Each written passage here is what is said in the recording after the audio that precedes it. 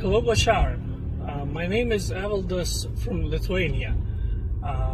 In the past, you have said that once we die, we experience the consequences of our actions. I wanted to ask you if we make somebody angry or if we provoke somebody unintentionally or intentionally, do we have to experience the anger that that person then is experiencing? You may, but in a different way. If it was not intentional, you will not experience it in the same way as if it was intentional. It may be more of an observational experience rather than experiential experience, so to speak. Hello, Bashar. And to you, good day. I'm very excited to interact with you this way. As we are to interact with all of you. Thank you. I have several questions for you today. We will see how many we can answer in the time that is allotted. Okay.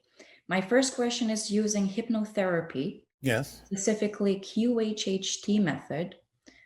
Many people make connections to existence as shapeless, formless being in dark space where they don't really feel positive or negative emotion. There isn't really much to it. They can't see anything more than that. Well, it may be important for that permission slip to provide a neutrality, a neutral space for people so they can sort of recalibrate themselves. I see. That was very insightful. I appreciate it. Thank you. Yes. And using the same technique, there is a part where we ask to communicate with the being's subconscious mind. Yes. Who are we interacting with exactly during that moment? Do you mean, are you interacting with something other than the subconscious mind? Is that the higher self? No, not exactly. No, it's part of the personality structure. I see. Thank you. Yes.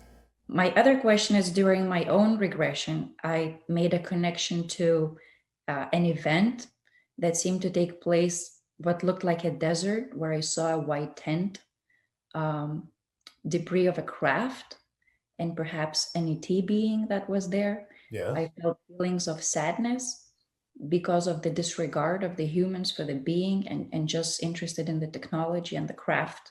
Yes. All right. So why was it important for me to see that? And what was that I saw?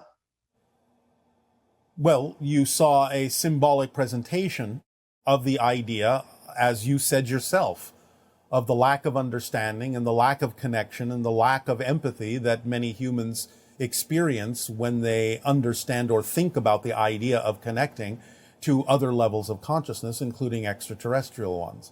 In other words, there's a disconnection in your society, in many members, where they only focus on the idea of the technology and the way they can use it to their advantage without giving really much thought to the idea of the beings or the expressions behind it that are exceedingly important to understand.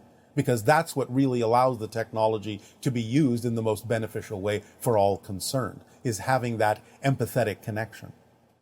So is that a form of encouragement to pursue my excitement in sharing with other people on this planet about the beings inside the crafts? And would you like to use it that way?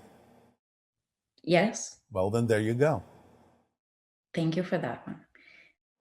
Make some of these things can be a little more obvious. Mm-hmm. Yes? Yes. All right. I have another question, if I may. Yes.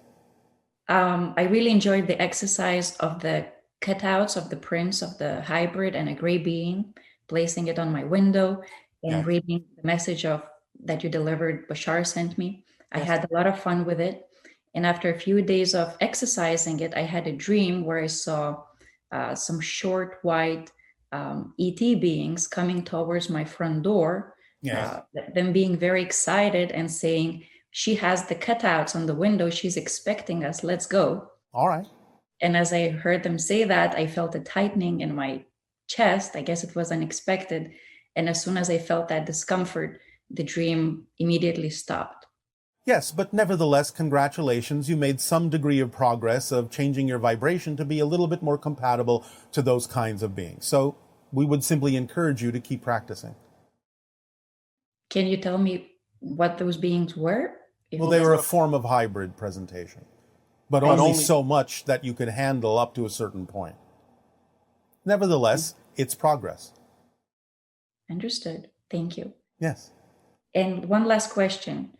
The lights that I see in the sky, they look like stars, like a regular star, but they don't seem to be moving like a regular star. They fly across the sky. Sometimes they appear, disappear. Yes. Are those spirit version of UFOs, or is just some other? They can be.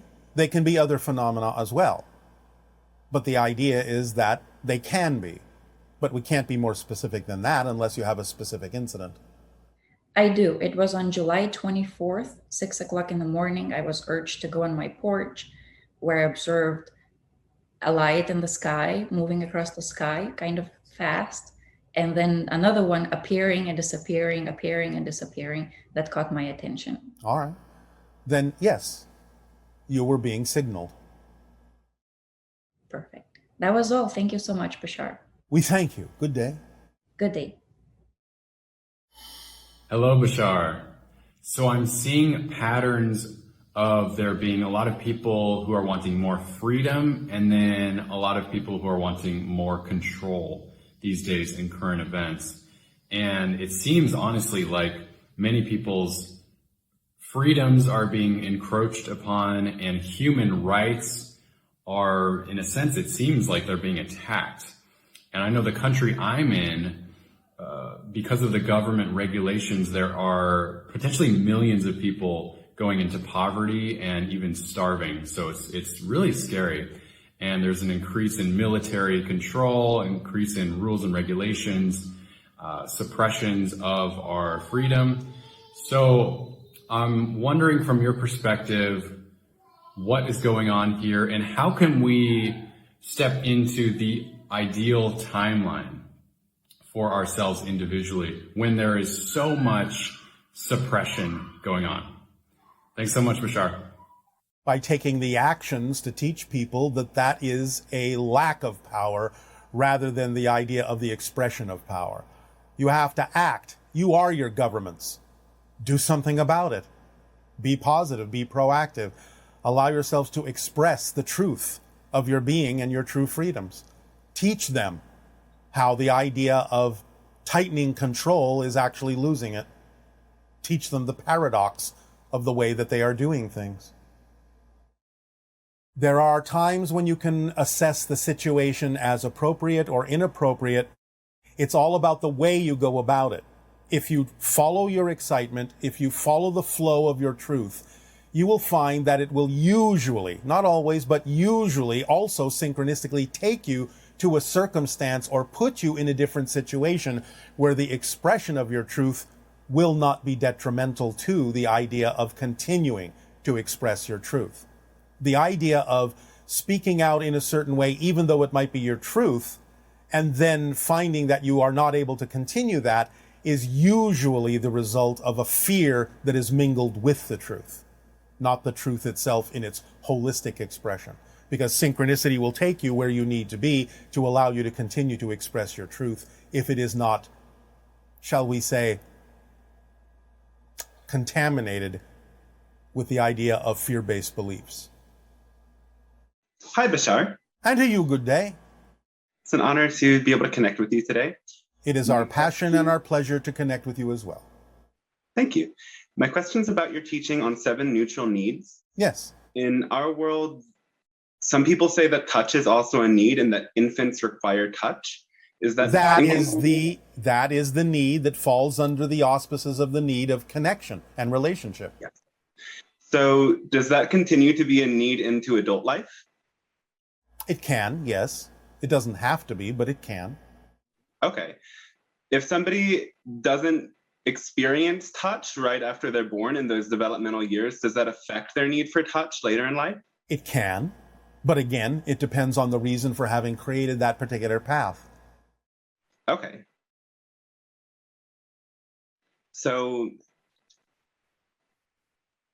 are humans evolving beyond touch entirely eventually? Like in your world, do you still benefit and enjoy physical touch? Is it necessary for you? It is enjoyable for us. We wouldn't necessarily say it's necessary, but it is part of who we are, and therefore in that sense necessary for us to be ourselves. But empirically, it's not always necessary. It just depends, again, on the path. In my experience, this feels like it's a pretty important need. All right. And something that I have sometimes a hard time really fulfilling in the way that I prefer. All right. And what is the fear behind it? There's fear of rejection. I guess there's sometimes like I have this belief that I'm never going to find the right person to express that touch with in the most intimate ways. And that's something that I want the most. So it's, on one hand, I feel like I follow my excitement in putting myself in circumstances that could lead to such an encounter or such a relationship. Yeah. But sometimes I think that I'm just kind of like love addicted or love crazy and just not nourishing every aspect of my life because... That may be so. You need to be in touch with yourself first and foremost. Yeah. And but when I get in touch with myself, it does feel like the deepest desire that's there. Well, yes, but again, the idea is that you're simply craving connection. Yes. Because that's important. But the idea is that it doesn't always necessarily have to present itself in a physical way. There are many ways to touch. Not that it doesn't have the ability to happen in your life that way. But again, the desire may be being interpreted as an insistence that only that form will suffice for you because you feel you've been deprived of that. Right. So you have to sort of relax the definition of touch and allow yourself to be touched in more ways than one. Right. And let that be okay. So you have to relax the assumption, relax the insistence on touch meaning a particular thing. And then you increase the probability of being touched in all ways that are compatible with who you prefer to be. Right. Does that help? That does help. Do you think you can relax those insistent definitions and not be so desperate for touch? I try that, but it seems to be like a recurring theme that whenever I feel like I get... Then you have a belief system that is making it recur. You have to get in touch with your motivational mechanisms about why you would choose to keep repeating that, because that usually just means you still have a great deal of fear about it actually happening, because you feel that if it does happen, and then you feel if it goes away, you will experience it as a rejection. Yes. Well, stop. Okay. Just because something stops happening doesn't mean you're being rejected. You have to look at your definitions here more precisely. Okay. It may have nothing at all to do with you. Right. Okay, I appreciate that. All right. So it's just a letting go of insistence. Yes. Is there a permission slip that you would suggest for this particular way of letting go of insistence? For you, one moment.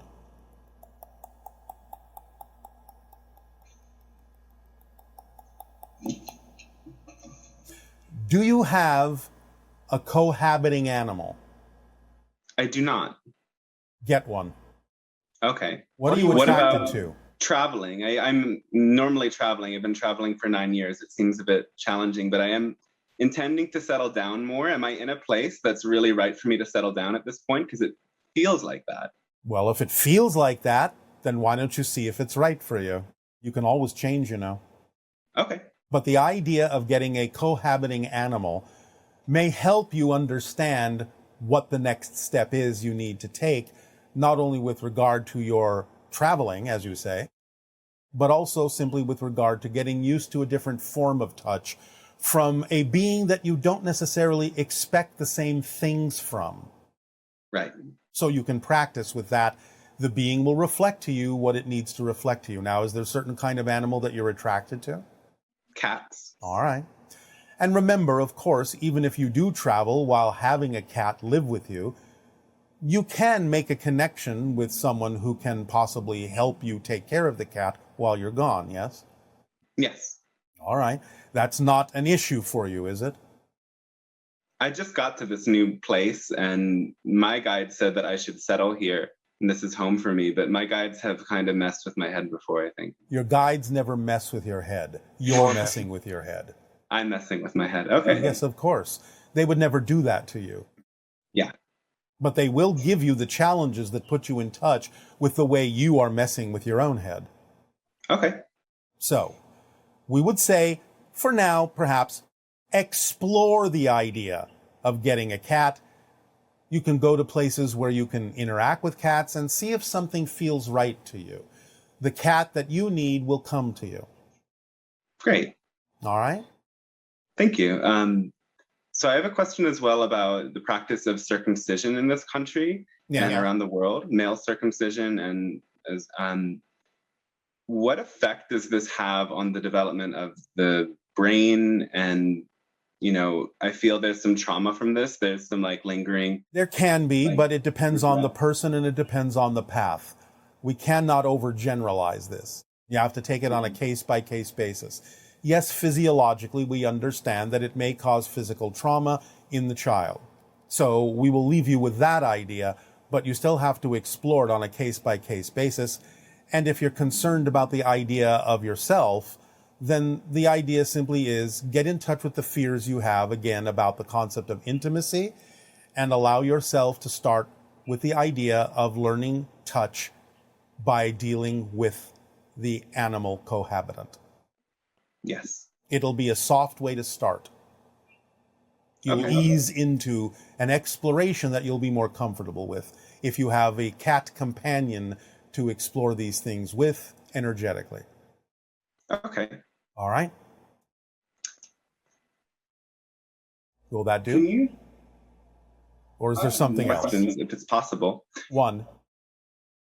Okay. Pick the most important one.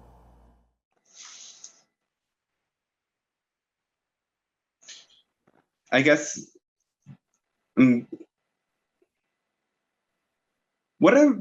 there any blockages you see to my channeling? Because I also do channeling, and I've taken a step back from it for a while just because I've felt I needed to focus on other things, but I feel like that can be important. There might be something in the way for me.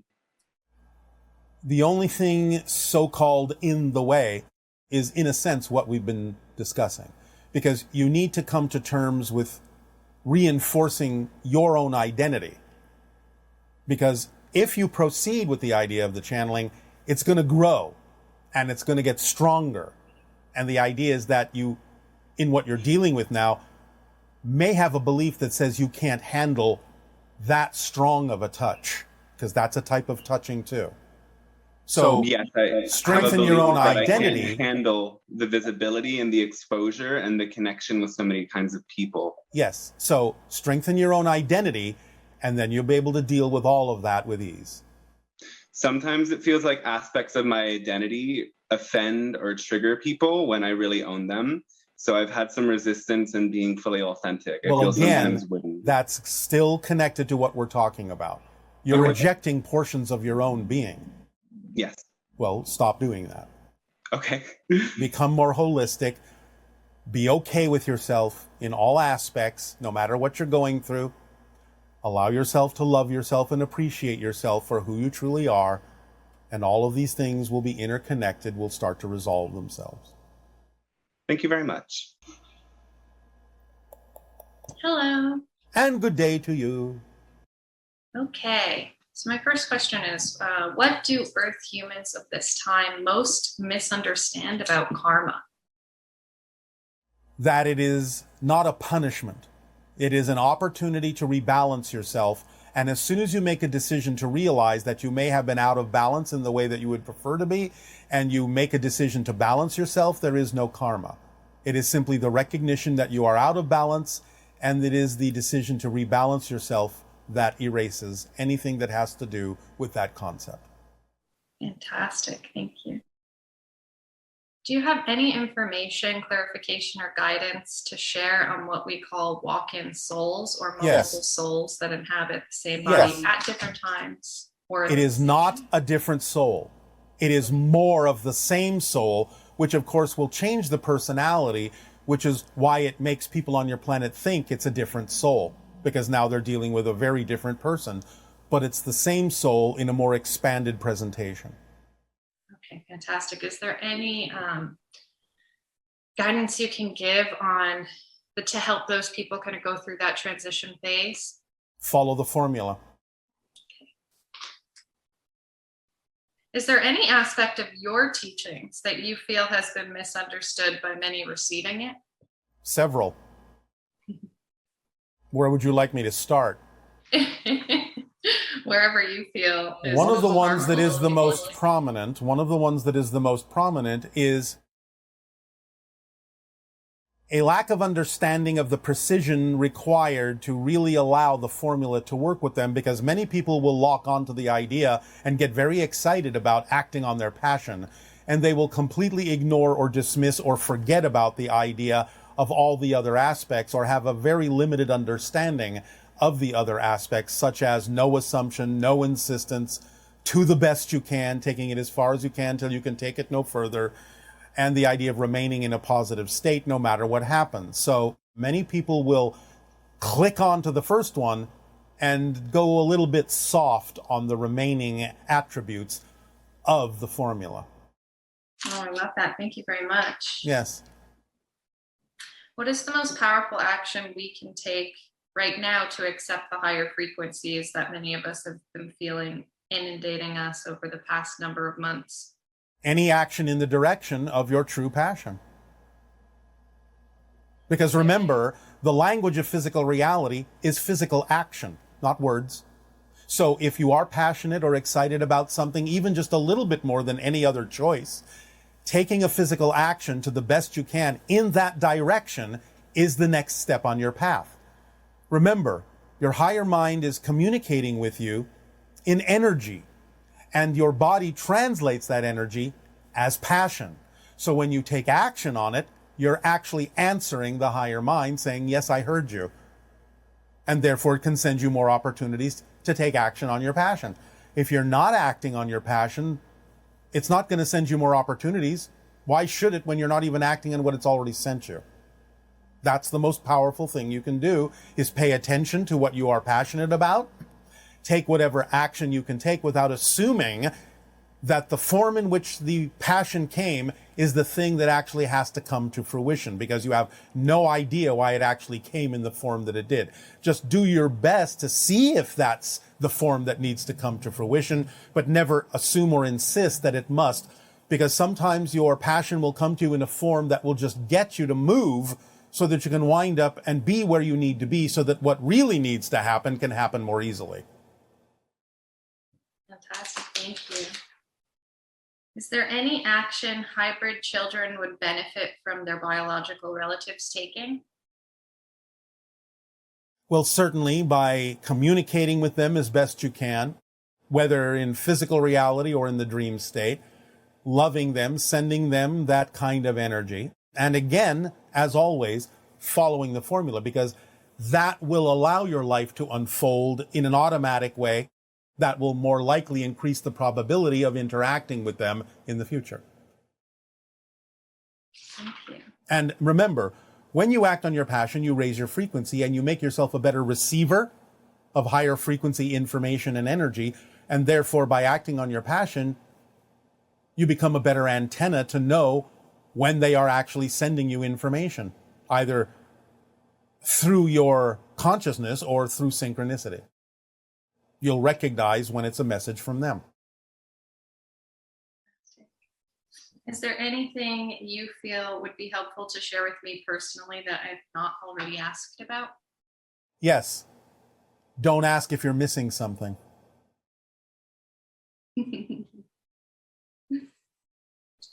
Thank you. Yes, that's very true to what I've been going through. Anything else?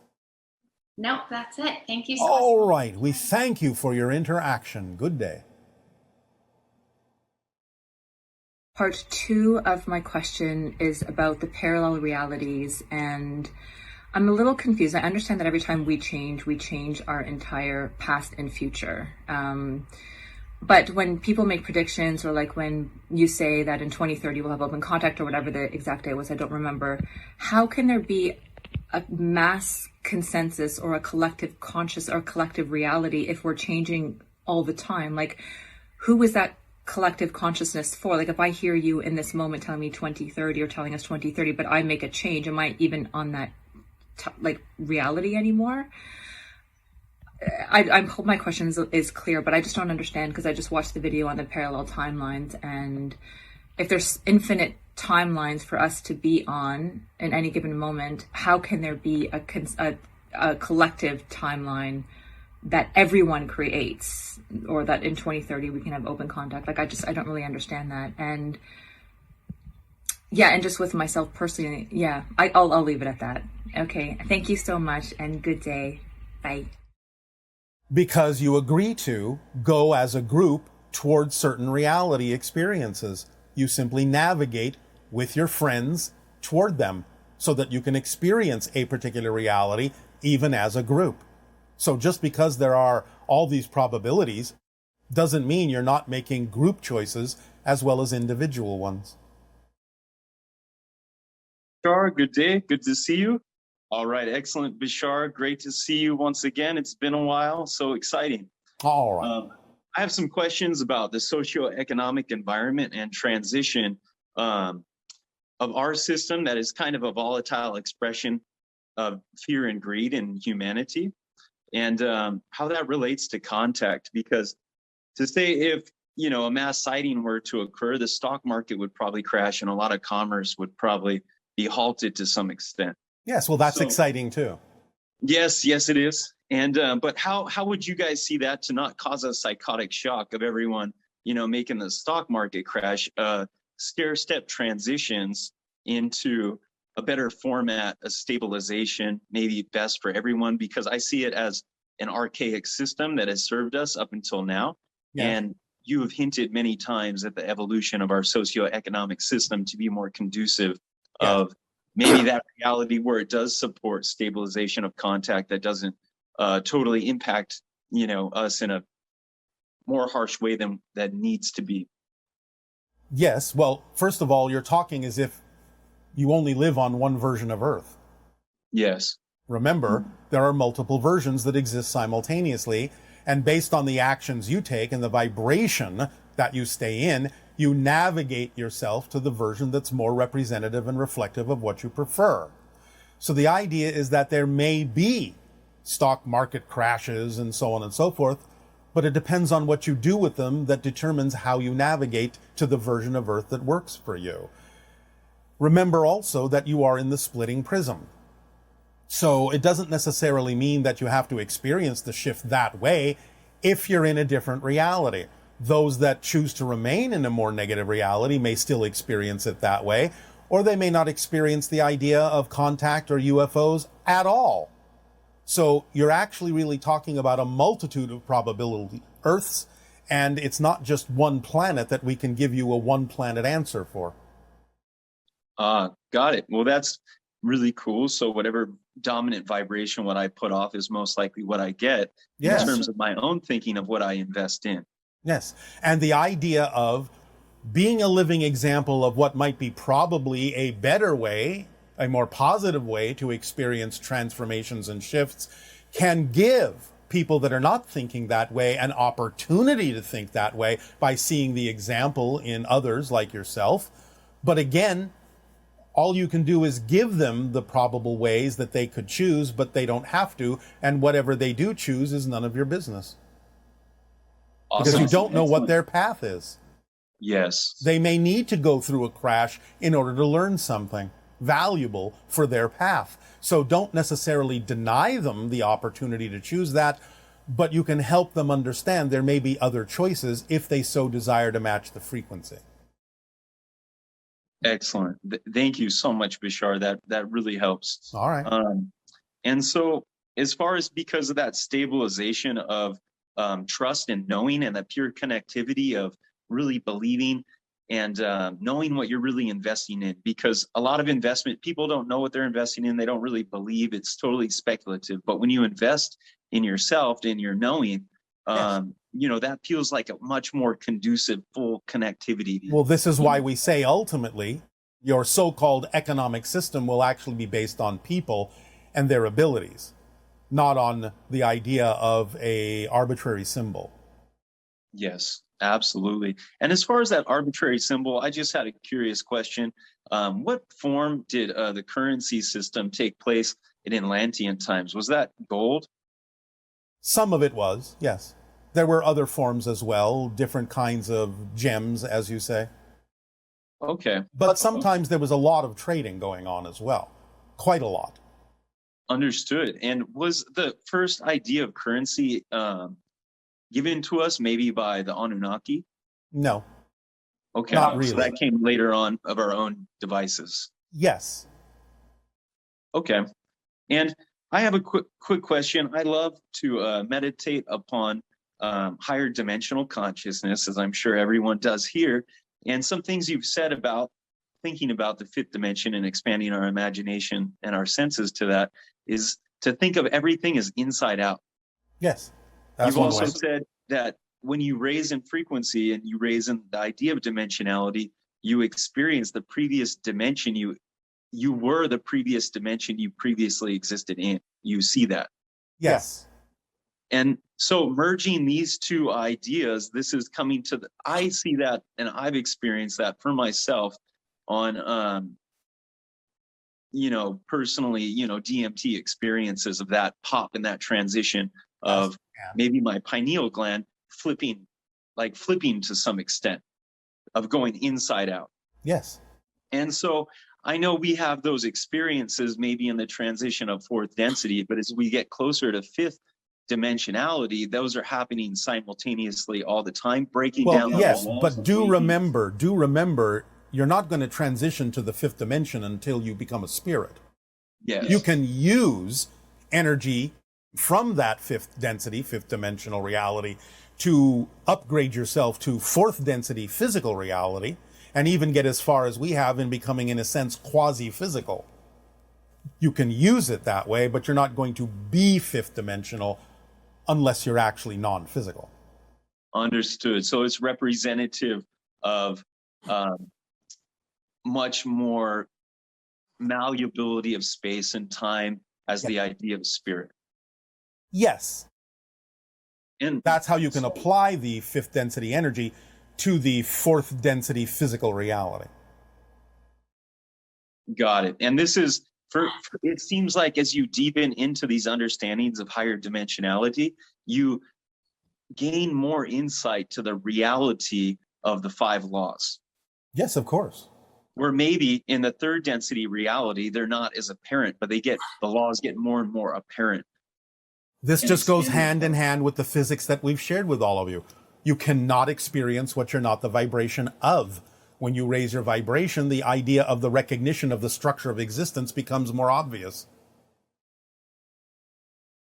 Yes, beautiful, beautiful. And two more things, Bashar, that I'm curious about. Yes. The idea of maybe this transmission is called the infinite restaurant. Yes, we will explain why when we get to the meditation exercise. Excellent. Well, sometimes I think of the kids' table and the adult table.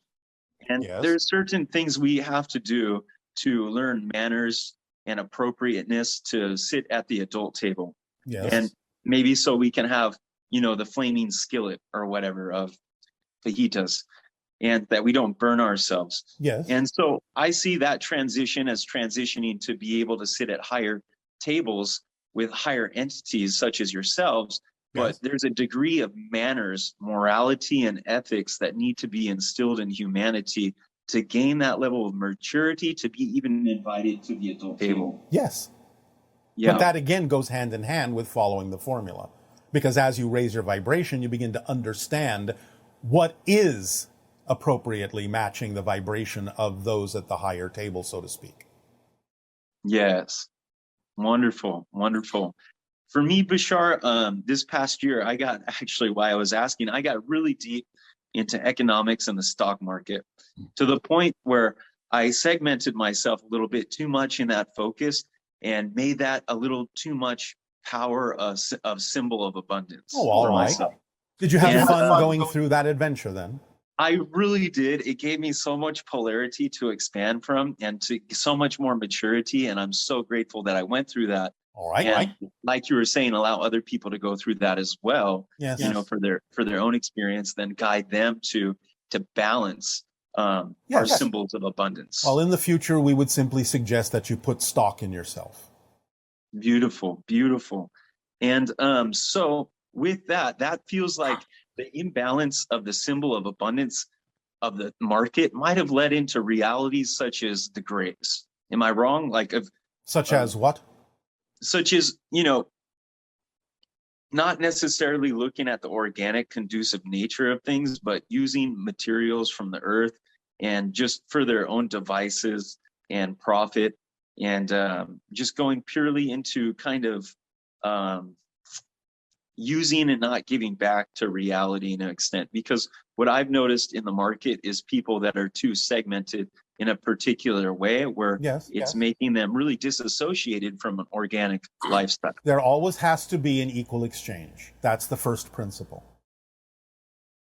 The always an equal exchange is for an organic environment. Yes. In other words, you have to give back what you take in some way. What you use has to be given in a way that you can give back and keep the balance. Yes, absolutely. So we begin to become fertilized and more ripe, so to speak. And with the idea, I think of our world ripening to a certain point to get ready to pop for the idea of contact. And so you really helped me think about this in a different way. Instead of really focusing on outside people, it all comes from within. How I'm treating myself. Well, yes, you can get reflections. You can get reflections from others that you can decide whether or not it's advice that will work for you, but ultimately you get to decide. Yes, beautiful. And you get one more and. Oh, okay. Yes. For my last question. Okay, this is just a fun question that I've always been curious about. Yes. So you talked about Ra and Tot being Ra, the entity that created humanity, and Tot, the entity that was given the task to educate humanity. Yes, well, these are part of larger groups, not just assigning the entire thing to one being.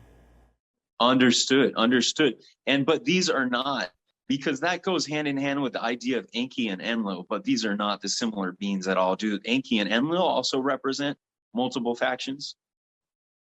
To some degree they do, but of a slightly different group. Okay, and were these... I said you get one more and. Okay, well, that's beautiful. Thank you so much, Bashar. It was wonderful to communicate with you today. And you as well. Good day. Look forward to next time. Bye-bye. Good day. Hi, Bashar. My name is Patricia from New Jersey. I have this wonderful artifact. It's either Mayan or Aztec. Here it is. I was wondering, you can give me a little bit more information on it and what it was used for, and actually how did they make it. Thank you and have a great day. The Maya people are the remnants of an extraterrestrial civilization, and therefore the artifacts are usually connected with the idea of extraterrestrial energy.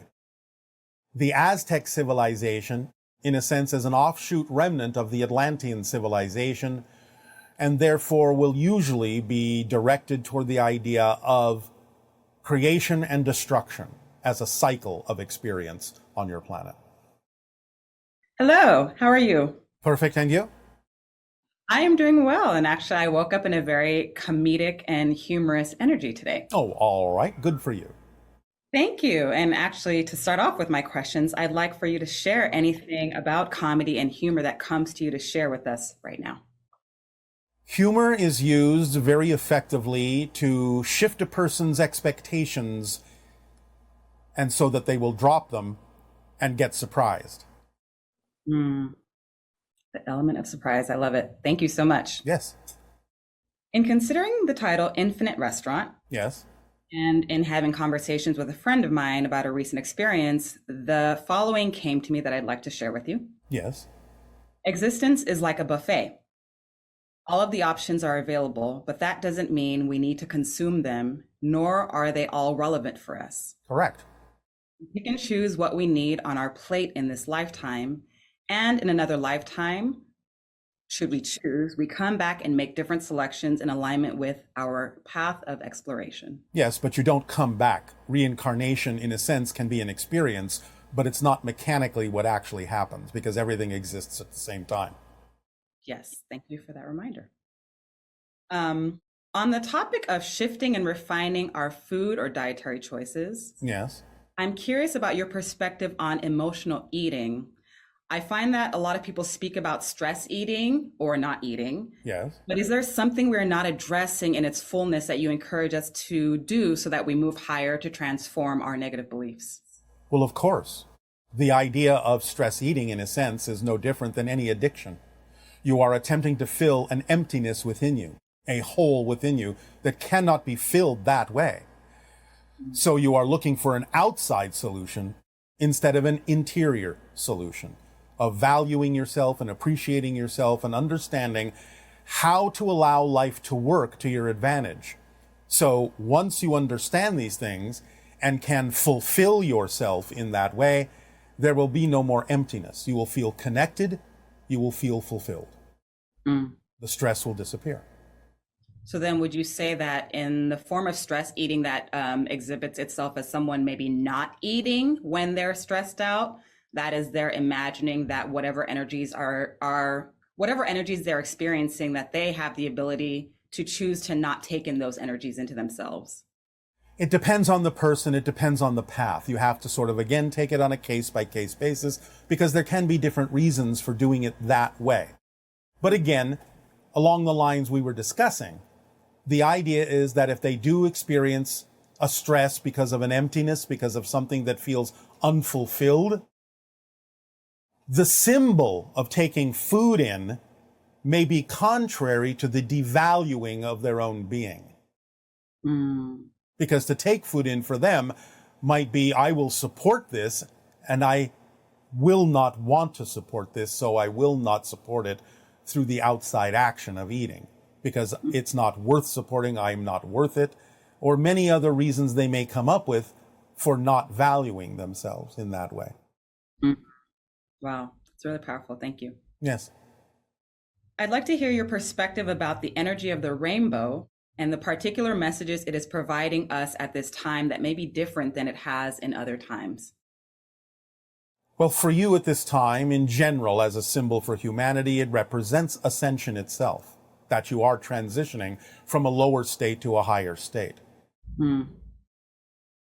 It's a bridge, in other words, between one reality and another through the idea of raising your vibrational frequency. Now, you do understand that from a higher perspective, and again, this is a symbol that works well for your present day and age, a rainbow is not a bow, it's a full circle. You're only seeing a part of it. Indeed. So the idea then is that by going to a higher perspective, you see the bigger picture, you see the whole thing more easily. I love it. That's definitely been a theme for me in my life, especially since the beginning of this year, not to put any insistence on a specific time frame, but that idea of, we can stay below and see all the nitty-gritty detail. However, in order to actually transform, going above to see the bigger picture, the full circle, gives us the ability to be more of who we are. Yes, of course, because you have more information. You are better informed by seeing from the higher perspective. Yes, I love it. I find that we problematize or pathologize human beings or other creatures that do not exhibit the body forms we classify as standard or normal. Yes. Are many of those beings, and I'll say in particular human beings, who have different shapes and different expressions, are many of them often reflecting different forms along the spectrum of humanity that we need to learn how to perceive differently?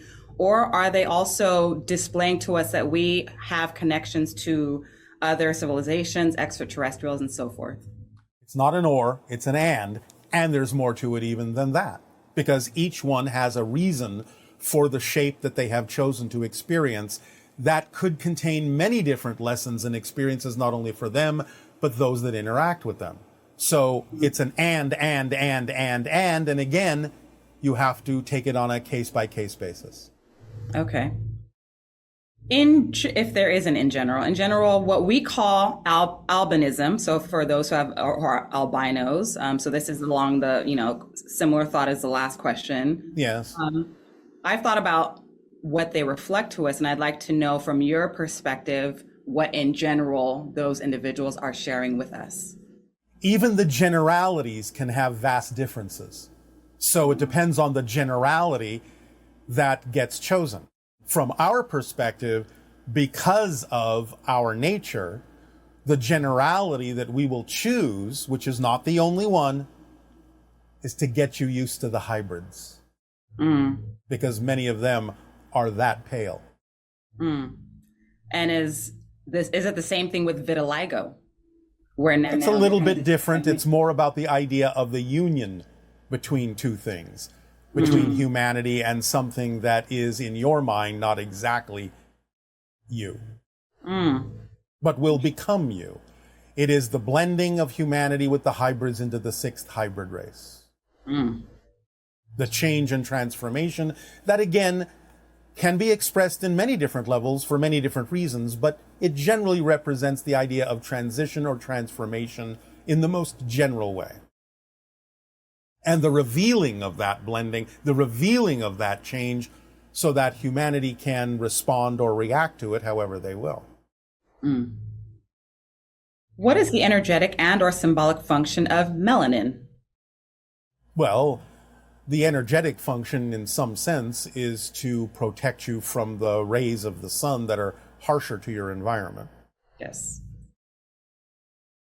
Is there anything more beyond that spiritually and in other ways? Of course, there can be. But again, you have to take it on a case-by-case basis. In a more general fashion, it represents the idea of the roots of humanity, the idea of those who were first Homo sapiens.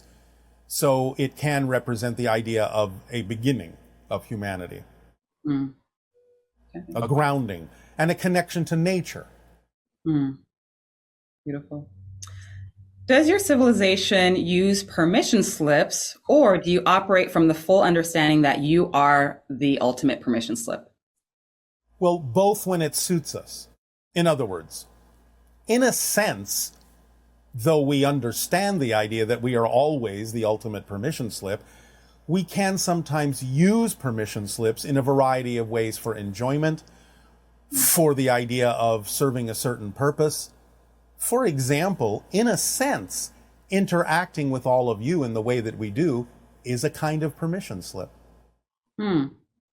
Because we have to use that permission slip in order for us to make sense to you. So it serves a purpose to do so sometimes. Okay, beautiful. Kachina spirits.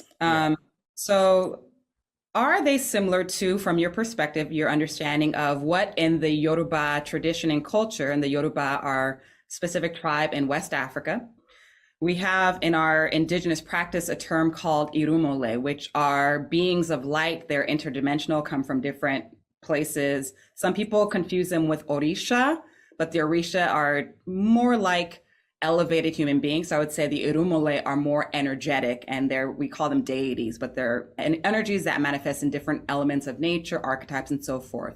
So do you find that the Kachina and the irumole are the same, but from just different perspectives, or are they completely different beings? They're not completely different, but they do share certain similar qualities, but they're not exactly the same. There is some overlap. Okay. I have questions on specific creatures, if it's all right to ask. We'll begin and we'll see how much the timing will work in that direction. Okay. So I'll say the three then: jaguar, coyote, and bats. The jaguar and the coyote have more similarity in the sense that the coyote is symbolic of rapid change in an unexpected way, or what you call trickster energy. The jaguar is more connected to the idea of the power of nature in a certain way that is usually represented in certain cultures by the idea of the alebrije. You understand this? I don't know that term. It's kind of a chimeric creature that is mostly represented by the body of a jaguar, but contains other animal elements, such as wings or claws or what have you, that represent the true power underlying the connectivity within nature. Okay. The idea of bats is more a type of messenger that is similar in a way to the idea of birds, but more geared toward the idea of deeper mysteries that have to do with the inner regions of the soul. Beautiful. Thank you for that. Will that do? For that question, yes. And do I have enough time to ask one more question? Well, that was a question, so I guess you just used up your time. Okay. I will ask another question.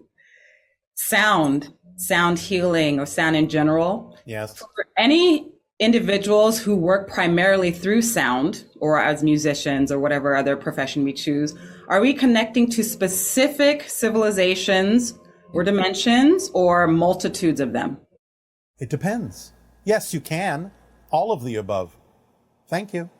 Thank you very much, Bashar. Good day. Good day. Nani. We have many questions from our viewers today. All right. The first question is, how is the eye of the needle phase progressing? Is there anything you can share with us about the COVID variants and what we can expect to move into in the fall and the winter of this year? You're already experiencing the next variant. The idea, again, is that, as we have said, the eye of the needle will take you all the way, generally, into 2023. This doesn't mean you will experience the same things during that passage, but it is still always an opportunity to examine yourself deeply and let go of those fear-based beliefs. And remember that physical reality can be just as spiritual as spirit, depending upon how you relate to it. The choices that you make during the eye of the needle ought to be representative and reflective of the path of least resistance to your belief system. It is not about fighting to be spiritual, but the idea of relaxing into your spirituality so that you will become more aware, more conscious of what the choices are that actually will work best for you, and not necessarily to force yourself into a belief system that you do not believe you can sustain. So the idea of the passage of the eye of the needle is still a house cleaning experience, as you may say, to really let go, clear out all of those belief systems, assumptions, insistences that you believe you might need, and really relax into the flow of your truth to allow things to fall into place in the easiest, most effortless possible way. Are cetaceans helping us in this phase of transformation? In some senses, because they are telepathically connected to many different energies and civilizations, they are bringing that energy to your planet and distributing it, so to speak, radiating it, if you wish, to the rest of the world to make it available to those who are willing to take advantage of it. But they are also going to go through their own experience of transformation parallel to yours, so that when you both come out the other end, along with many other beings on your planet, you will truly have renewed yourselves and stepped into a different reality more consciously. Yes, I know that the dolphins are actually experiencing their own form of virus. Yes. And so they that's will reflect, they will assist, but they will also have their own ideas of experiences to go through so that they can be in synchronous harmony with what humanity is experiencing as well. You mentioned that the positivity of the Earth is now a little more than 50%. And coronavirus inoculations in the US now seem to have stalled at just over 50%. Is the amount of completed inoculations an indication of our overall state of positivity? To some degree. And also, of course, a representation of whatever states of negativity you are still holding on to in your belief systems. what could we do to reverse the trends in extreme wildfires? How can we individually navigate to a reality where this and other aspects of climate change start to balance out? Follow the formula. Again, that is your rudder. That is your tiller. That is your navigation mechanism. Always follow the formula as clearly, precisely, and fully as you can. This is not going to necessarily happen overnight. You're still going to shift through billions of other versions of Earth to get to the versions that will be more reflective of what you prefer, because this gives you the opportunity to still examine all the things that are going on, to make decisions, to help others who may yet need to see living examples of following your joy. So this will be a process that will happen over time. But the idea is, again, different versions of Earth are experiencing different things with regard to climate change, and you may see some shifts. But the idea of the climate change that you're experiencing now cannot fully be reversed. It can only be adapted to. But the idea is that as you progress through the different versions, you will eventually navigate yourself to a version of Earth where things will seem to reverse or mitigate to some degree, and then they will continue in that momentum for a while after that. Just keep going, just keep acting, just keep following the formula. It contains everything you need and leaves nothing out, including the experience of your physical reality on all levels and in all parallel realities. And this burning of the forests, was this something that's happened previously on Earth in other periods of warming of the planet? It has. And in many cases, nature does this so that it can replenish. Of course, the main difference that exists now is simply the habitations that you have built in areas that in the past were able to burn without destroying any structures because no structures existed. So now you have allowed yourself to create the kind of imbalance with nature that allowed you to put your structures in the way of the natural way that the Earth has of replenishing itself in periods such as this. And previously, I guess in the United States, the Native Americans were the ones who sort of tended the forests. Is there something in our behavior with the way that we're managing our forests that is exacerbating this situation? Yes, of course. Because the idea is you have accelerated these cycles greatly by the pollution of your atmosphere and other aspects of your world. And you have been out of balance with nature in many different ways that allows these things to be magnified many more times. The American Indians also did actually set fires purposely here and there under controlled conditions to allow certain sections of the forest to replenish itself, but they understood exactly to what degree to do this. It was not the idea of a rampant or out of control experience in most cases for them. See. There's a question about a woman named Anjali who held a press conference in front of the Lincoln Memorial to talk about her experiences meeting different ET races. Are you familiar with this at all? To some degree, but it is not necessarily relevant for us to comment on. Okay. So the next question is, if we are never alone, why do I feel so lonely? Well, first of all, your definitions about the idea of being on your own. The idea that you feel disconnected from things comes from definitions within you, whether consciously or unconsciously, that allow you to feel the idea or the experience of that disconnection, which can allow you to then experience being lonely.